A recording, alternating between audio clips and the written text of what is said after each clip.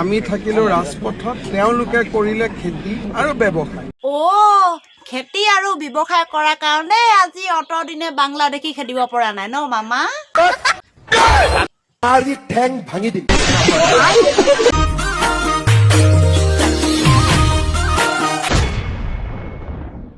মামা কি হলো বাবা? আপুনি যে সেই বিদেশী খেদাৰ কথা আছিলে, বিদেশী বোলে টালি টোপোলা লৈ অসমৰ পৰা বিদেশলৈ যাব লাগিব। ক'ত বিদেশী দেখোন খেদিবই পৰা নাই। মই কোৱা নাই নহয়, অখিলাই কৈ আছে। বিদেশী খেদিম বুলি কৈছিলে যে টালি টোপোলা লৈ চব যাব লাগিব বিদেশী বিলাক।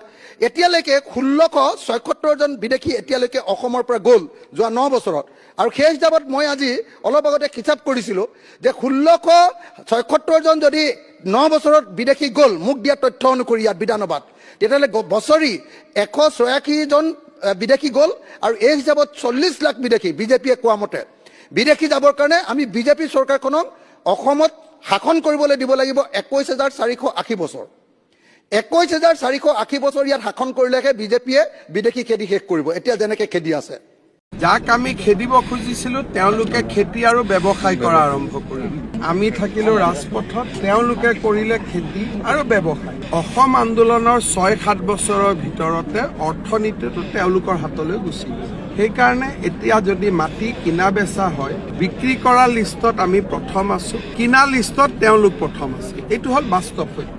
বেলেগে আগত নকৈছিলে, বেলেগে ক'ব বেয়া পাইছিলে, মই কৈ দিওঁ। মই 5 লাখ বিঘা কৈছো, গতিকে যিমান আছে আৰু আমি একফালৰ পৰা কৰি যাব পাৰিম। খিলঞ্জীয়া আৰু ট্ৰাইবেল সকলক বাদ দি তেওঁলোকক আমি পট্টা দিম। শ্লোগানে এতিয়া আৰু নোখোৱাইছে। এইটোতো আমি আগতেই জানো যে অসম আন্দোলনৰ সময়ত আমি স্বাৱলম্বিতাৰ আন্দোলন এটা গঢ়ি তুলিব লাগিছিল। আমি যেতিয়া ৰাজপথত আন্দোলন কৰি থাকিলো, যাক আমি খেদিব খুজিছিলো তেওঁলোকে খেতি আৰু ব্যৱসায় কৰা আৰম্ভ কৰিলে। আমি থাকিলো ৰাজপথত, তেওঁলোকে কৰিলে খেতি আৰু ব্যৱসায়। খেতি আৰু ব্যৱসায় কৰাৰ কাৰণে আজি অতদিনে বাংলাদেশী খেদিব পৰা নাই ন মামা? আজি ঠেং ভাঙি দিম। পিছে মামা, এই বিজেপি চৰকাৰখন অহাৰ পৰা আমি কিন্তু বহুতখিনি বস্তু হেৰুৱাই পেলালো দেই। মই নাই কোৱা নহয় মামা, অখিল দাহে কৈ আছে। কিয় বা ক'লে মামা মই নাজানো দেই। পঢ়িলো, তাৰপিছত আকৌ আজি ৰাতিপুৱাও পঢ়ি আহিলো। দুবাৰ পঢ়ি মই ভাবিলো যে কি পালো বাজেট ভাষণটো পঢ়ি। গোটেই বাজেট ভাষণটো পঢ়ি মই দেখিলো যে এই গোটেই বাজেট ভাষণৰ 4 ভাগৰ 3 অংশ অকল হিতাধিকাৰী আঁচনি। 4 ভাগৰ 3 অংশ হিতাধিকাৰী আঁচনি। আমুকটো দিলো, তামুকটো দিলো, ইমান টকা দিলো, ইমানটা ল'ৰাক দিলো, ইমানজনী ছোৱালীক দিলো, ইমানগৰাকী মহিলাক দিলো, গোটেই অকল এইটো লাইন।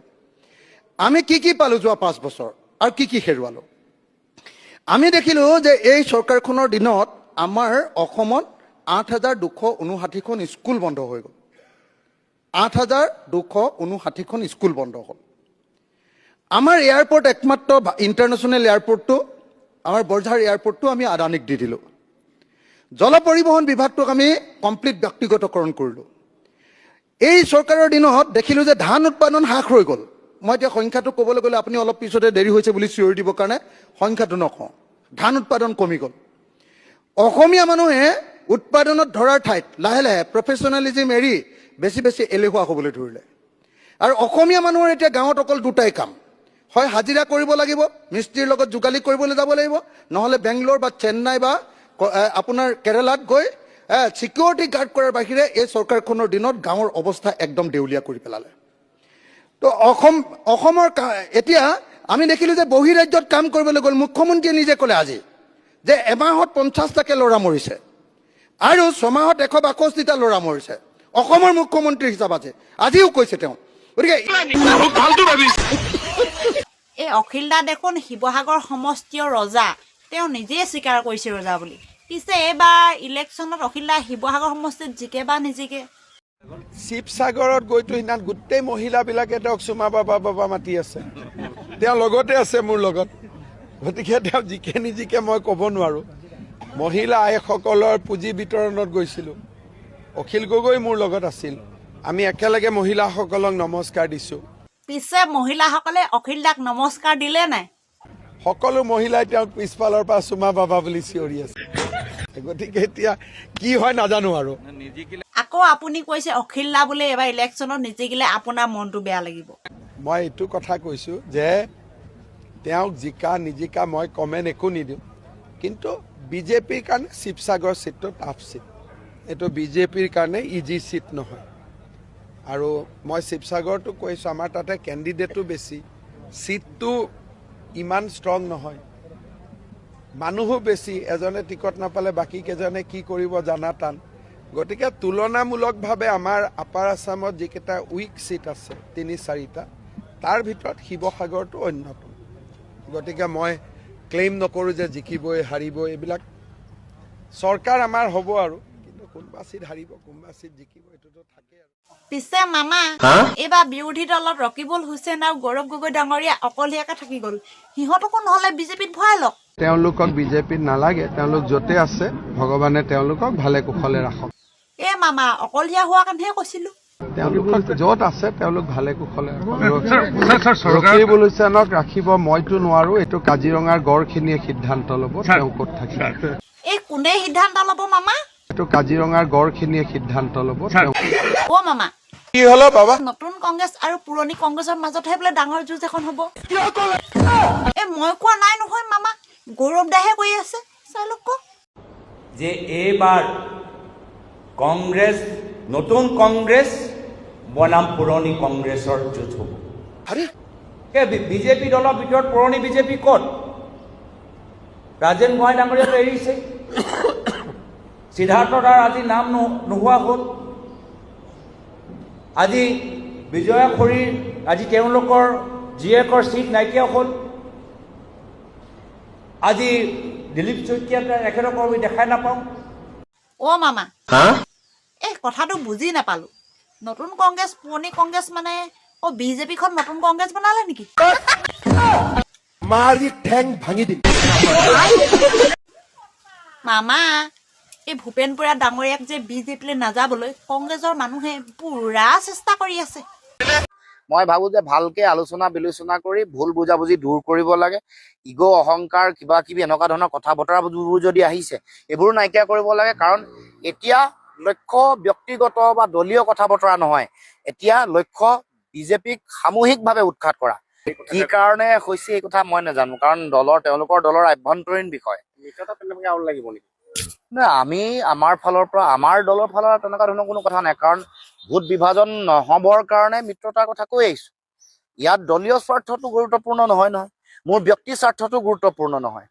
বিজেপিক হৰুৱাবৰ কাৰণে আমাৰ হাতত কি ফৰ্মুলা আছে? মিত্ৰতা। ভোট বিভাজন হ'ব নালাগিব, এইটো কথা আপুনিও বুজি পায়, ময়ো বুজি পাওঁ দলৰ সভাপতি হিচাপে, বা কংগ্ৰেছ দলেও বুজি পায়, বা যিকোনো ধৰণৰ এগৰাকী লেমেন সাধাৰণ নাগৰিকেও এইটো কথা বুজি পায়। যেতিয়াই বিৰোধীৰ মাজত ভোট বিভাজন হ'ব, ভোট ভাঙিব, তেতিয়া এই শাসকীয় পক্ষ অৰ্থাৎ বিজেপিৰ লাভ হ'ব, লাভান্বিত হ'ব। অ' মামা, আপুনি বোলে ধুৰন্ধৰ? মই কোৱা নাই নহয়, কংগ্ৰেছ দলৰ সেই মীৰা বৰঠাকুৰেহে কৈ আছে, চাই লওক। যে মই ক'ৰবাত যদি ঘুগনিও বিকি কেতিয়াবা চলিবলগীয়া অৱস্থালৈ মোৰ আহে, মই হিমন্ত বিশ্বৰ নিচিনা ধুৰন্ধৰ মানুহৰ ওচৰত আত্মসমৰ্পণ নকৰোঁ। এয়াই নহয় মামা, আৰু আছে। আপুনি যে ভূপেন বৰা ডাঙৰীয়াক 50 কোটি টকা দিম বুলি কৈছিলে, তাৰ সন্দৰ্ভত মীৰা বৰঠাকুৰে কি ক'লে শুনক আকৌ। চাওক, মই কোনো 50 কোটি 60 কোটি টকাৰ কথা কোৱা নাই। লোভীয়া মানুহে কম পইচাটো তেওঁলোকে বাৰেপতি হেৰি কৰে। মই এটা কথা কৈছো ন, কালি পীযুষ মানৱ ইহঁতে যিবিলাক কথাৰে তেওঁক ইমান বেয়াকে ভৎসনা দিয়াৰ পিছত পীযুষ মানৱক এই হোৱাইট কালাৰৰ সোফা য'ত বহাওঁতে কালাৰটো হোৱাইট, ভিতৰত যে গোটেই ক'লা, এই কথাটো ভূপেন বৰাই নিজে উপলব্ধি কৰা নাই নেকি? এই জাবৰে জাবৰক পায়, খালে খালত পায় বুলি এনেকুৱা কথা এটা আছে নহয়, গোটেই জাবৰ সোপা গোট লাগিছে। এতিয়া আৰু ভূপেন বৰাৰ কথা আমাৰ পৰা কিয় সোধে? এই পীযুষ, জয়ন্ত, দিগন্ত ইহঁতে কোৱা আগৰ পুৰণি কেছেটবিলাক বজাই ভূপেন বৰাৰ পত্নীয়ে শুনি থাকক। এই আদৰণি জনাইছে ন ধূপ ধূনা দি, এইবিলাক শুনি থাকিলেই হ'ল আৰু। আমি কিয় ক'ব লাগে তেওঁলোকক কিমান এই চিন্ধি কিবা কিবি কি কোৱা নাছিলে আৰু। গতিকে মই কৈ থকা কথাবিলাকতো আগতে কৈ আছিলো। মই এটা কথা কৈছো দেই, কিমান নিলজ্জ আৰু কিমান মেৰুদণ্ডহীন হ'লে, কিমান আপোচকাৰী হ'লে ইমানখিনি কথা কোৱাৰ পিছত সেই বাজপেয়ী ভৱনটোত সোমাব। কংগ্ৰেছে 3 কোটি 4 কোটিকৈ ল'ব আৰু মিয়া মুছলমানসকলৰ চিটবিলাকত। আগৰবাৰো লৈছিল, এইবাৰো ল'ব, মাৰামাৰিও হ'ব। মই কাৰো নাম নকওঁ, কিন্তু মাৰামাৰি হ'ব, এইটো গেৰেণ্টি হৈ থাকক। এতিয়া প্ৰতিক্ৰিয়া দিও লাভ নাই। টিকেট দিয়াৰ পিছতেই হুলস্থুলো হ'ব, ইজনে সিজনক টকা লোৱাৰ অভিযোগো দিব, মাৰামাৰিও হ'ব। মোৰ পিছে মামা এই শুনিবলৈ পাইছো আপুনিও বোলে বিজেপি দলৰ পৰা পদত্যাগ কৰিব, হয়নে? মই কোৱা নাই নহয় মামা, এই নিউজ এটাতে পাই আছিলো, চাই লওক। বিজেপিৰ পৰা পদত্যাগ কৰিব হিমন্ত বিশ্ব শৰ্মাই। শাসনৰ গাদী হেৰুৱালে বিজেপি এৰি গুচি আহিব হিমন্ত বিশ্ব শৰ্মা। পদত্যাগ কৰা প্ৰথম ব্যক্তিয়ে হ'ব হিমন্ত বিশ্ব শৰ্মা। বিজেপিৰ বেয়া দিন আহিলে হিমন্ত বিশ্ব শৰ্মা কেতিয়াও লগত নাথাকে। মুখ্যমন্ত্ৰীৰ সাহস নাই বিজেপি থাকিম বুলি ক'বলৈ। হিমন্ত বিশ্ব শৰ্মাক আৰু কেতিয়াও কংগ্ৰেছত ঘূৰাই লোৱা নহ'ব। কংগ্ৰেছৰ দুৱাৰতো টুকাৰ মাৰি লাভ নাই হিমন্তই। মুখ্যমন্ত্ৰীৰ চেহেৰা আজিকালি কলা হৈ গৈছে। অসমৰ ৰাইজে এতিয়া প্ৰশ্ন কৰে হিমন্ত বিশ্ব শৰ্মা কোন হয়। আটাইতকৈ মিছলীয়া মুখ্যমন্ত্ৰীজনে হৈছে হিমন্ত বিশ্ব শৰ্মাৰ। প্ৰকৃত হিন্দু হোৱাৰ এটা গুণ নাই হিমন্ত বিশ্ব শৰ্মাৰ। এবাৰ নিৰ্বাচন সাধাৰণ নিৰ্বাচন নহয় বুলি মন্তব্য গৌৰৱ গগৈ। মুখ্যমন্ত্ৰী হিমন্ত বিশ্ব শৰ্মাৰ বিৰুদ্ধে গৰজি উঠিল গৌৰৱ গগৈ। সঁচাকে পদত্যাগ কৰিব নি মামা? ঠেং ভাঙি দিম।